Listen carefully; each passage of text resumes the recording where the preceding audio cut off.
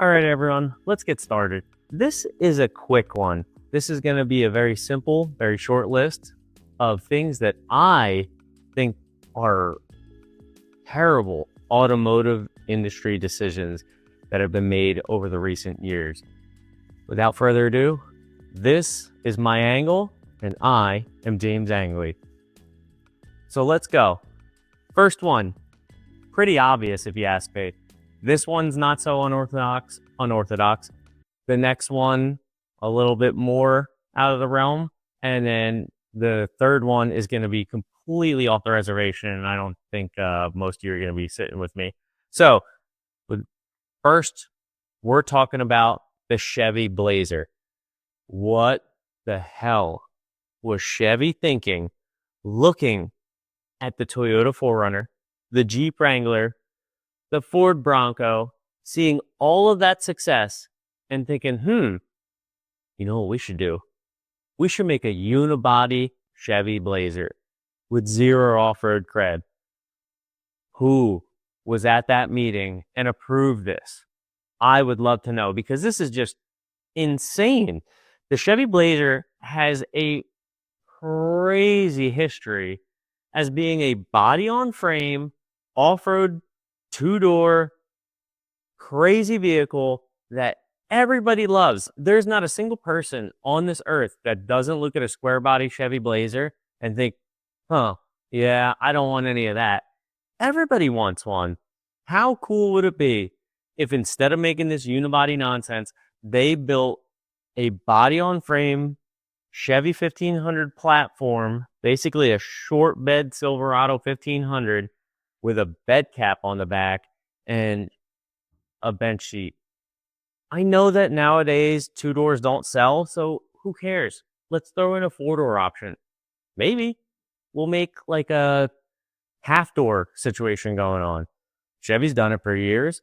The Toyota FJ did it. That was a pretty successful off-road vehicle, despite whatever Toyota thinks. You look now, people are still looking for those. I think this is one of the biggest automotive misses of many automotive misses that Chevy has made over the years. This one is so obvious to me.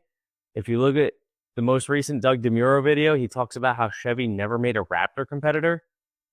Insane. The Trail Boss is nothing compared to a Raptor, compared to a TRX. Ram, they took a swing, and you know what? They stole a lot of sales from Ford. And true transparency here, kind of a Ford guy, they did a good job. Without them, we wouldn't have the Raptor R. We would have had this same V6 Raptor that we have. So, let's move on to number two. Number two is the Ford Excursion. We all know it. We all love it. And there's not a single car guy out there that doesn't think that the Ford Excursion could still kill it to this day. We see the Expedition Max. It's not the same.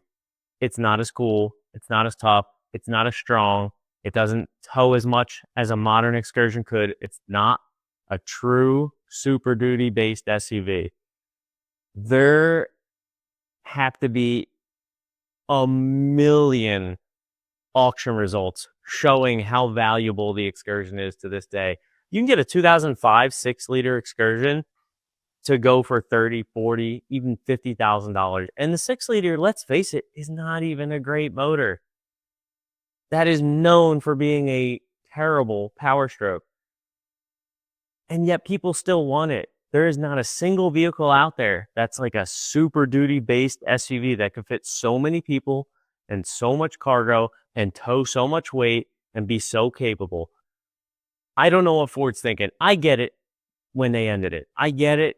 Gas prices were out of control. I get it. Sales were starting to slow. To be honest, you didn't revamp the thing in this whole model run. I mean, you do a different front end, a different motor, things like that, but you didn't really do like a true revamp of that model during its whole life. So let's bring it back. Let's do a modern Super Duty Excursion.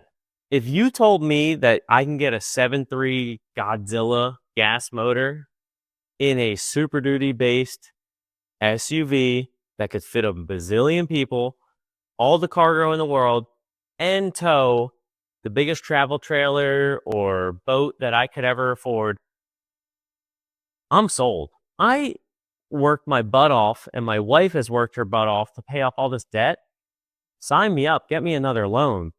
I am all for this. And if you think that America's not ready for that, you're insane, Ford. I know that the future is this, like, I don't know, BYD electrification, like small car. Obviously, America's not taken to it, but I really think that has more to do with how we feel and less about what we actually need. If I'm 100% honest, I think the Rivian R2 is what 90% of America should own when that sucker comes out. That's going to be a great vehicle, but I digress. Ford, bring back the Excursion. I know gas prices are just starting to get out of control. Now's probably the time to start production. By the time you're done, gas prices will level out. Hopefully. All right, let's move on to number 3. Number 3 is not just one vehicle.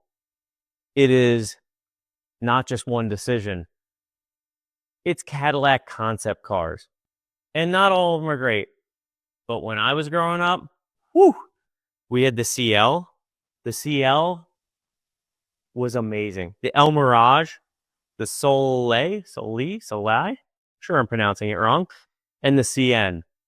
Man, when that modern design language came out with the first CTS, wow. You put that into some of these concepts and you got yourself a hit. Let's make Cadillac the American Rolls-Royce. Come on, people. The CL is like an American drop head coupe. If you're not familiar with it, please Google it. It's a very long wheelbase, 4-seater, essentially. I think it could be a 5-seater. It was on Entourage for a brief moment. This is a luxury convertible that I would say could compete with the Rolls-Royce drop head coupe. You could fit all of your friends in complete luxury with the top down.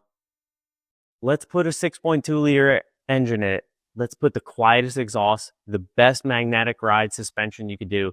And please, Cadillac, let's get our quality control under wraps. If you could make this the luxury vehicle that I know it could be, oh man, you got to release this thing. And I know that Cadillac wants to play in that field. They just released a $350,000, $400,000 vehicle. This is what you should have released. Keep that car. Who cares? Add this to the lineup. The El Mirage. El Mirage was basically an S-Class coupe. Think of it like the old Eldorado. Way too long, only 2 doors, but it was a full, front seat, rear seat configuration, big pillarless coupe. Let's get the El Mirage in there. Maybe the same powertrain setup. Maybe the same suspension. I don't know. We're going to go down to the Soleil. I am so sorry. It's impossible for me to pronounce that. Maybe put it on the same platform. So the Soleil is like a American version of the Rolls-Royce Dawn. So think of it like a budget drop head coupe, like a cheaper Phantom convertible. That's how you want to think of this thing. It's like the hardtop convertible version of the Soleil. So like El Mirage is a hardtop convertible, Soleil is the convertible. Let's put them on air suspension. I don't know, put a 5.3 in it if you really want to, bring it down from the power ranges. Hell, let's make these 2 electric. Let's have them running the GMC Hummer EV drivetrain. That's got all the power in the world. It's quiet, it's comfortable. Put an air suspension on it. Put it in these coupe and convertible configurations, and we got ourselves American Rolls-Royce. I am telling you, this is where we need to go. Cadillac sees this, but I don't know. I think they're just too afraid to make the jump, and I'm trying to push them over the edge. Please comment below. Tell them what's up. Very last one is the CN.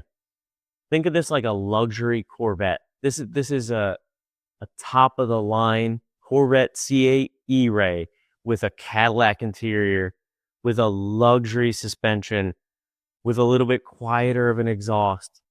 and maybe do some cool butterfly doors. Anybody who's ever seen The Island, which is that movie by Michael Bay, which had this car in it, was like, oh yeah, I want one of those.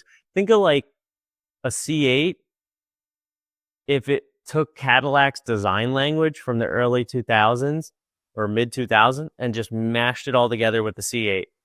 That's what a Cadillac CN is. And who knows, maybe we can modernize it. I'm going to pop a picture up on the screen of something I saw on Facebook, which is like a modern version of it. This is the car to get. This is the car that America needs. Cadillac is now in Formula One. Somebody's going to want a fast Caddy. And sure, there's an Escalade, ESV, or whatever you want to have, a CT5 Blackwing, which I'm not scoffing at. That's a fantastic vehicle. This is the next level. Let's do it. Let's get some rich people in here. Let's really bring back American luxury. I think Cadillac was the Rolls-Royce of America, and I think it can be again. But we have to bring it back ourselves. We have to want it. We have to build it. And let's bring back some quality control. GM, let's face it, you guys suffer with that. I worked at a Chevy dealer. I've seen the terrible things that Chevy has produced. I have anecdotally heard a mazillion stories of the lifter problems, of the transmission problems, of just the overall quality control. And let's talk about it. There's a whole lack of parts that's a huge issue. Mercedes, you could call in with your 1999 Mercedes S-Class and still find parts from Mercedes. Cadillac, please stop going after profit and start talking about quality. Lower your profit margins, higher quality. Stop thinking short term. Let's think about how Cadillac can stay on the map forever.